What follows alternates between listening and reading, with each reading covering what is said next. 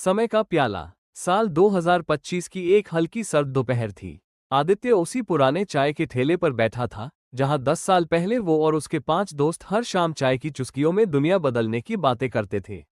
ठेले की दीवारों पर अब नई पेंट चढ़ चुकी थी और वो पुराना टीन का थाल भी अब कहीं नहीं था जिसमें हमेशा 6 मिट्टी के कुल्हड़ रखे रहते थे।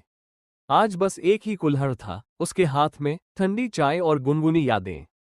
वो मुस्कुरा कर सोचा, क्या गलती मेरी थी या हम सबकी? समय ने सबको अपने अपने रास्तों पर भेज दिया था।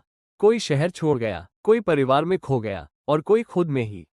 दोस्त अब केवल मोबाइल के ऑनलाइन लाइट में दिखते थे, लेकिन जिंदगी में कहीं ऑफलाइन हो चुके थे। हवा के झोंके में ठेले के पास की सूखी पत्तियां उड़ रही थीं। आदित्य की नजर उस खाली बेंच पर पड़ी जहां कभी हंसी गूंजती थी, बहसें होती थीं और दोस्ती की कस्में खाई जाती थीं। अब वही बेंच अकेली थी, जैसे वो खुद। उसके मन में एक सवाल उठा, क्या वक्त बदल गया या हम? फिर खुद ही जवाब मिला, न समय रुकता है, न रिश्ते।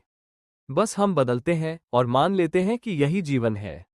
चाय की आखिरी चुस्की लेते हुए उसने आसमान की ओर देखा। वहां वही सूरज था जो 10 साल पहले भी डूबा था। फर्क बस इतना था कि तब साथ में हंसी थी, अब बस खामोशी। उसने कुल्हड़ को धीरे से जमीन पर रखा। मिट्टी का वो प्याला जैसे बीते दिनों की याद में झंझना उठा। आदित्य मुस्कुराया, एक हल्की सच्ची मुस्कान, और उठकर अपने रास्ते चल पड़ा। पीछे बस वही कुल्हड़ रह गया, अकेला, जैसे किसी वक्त का टुकड़ा जो अब भी उन 6 दोस्तों का इंतजार कर रहा था।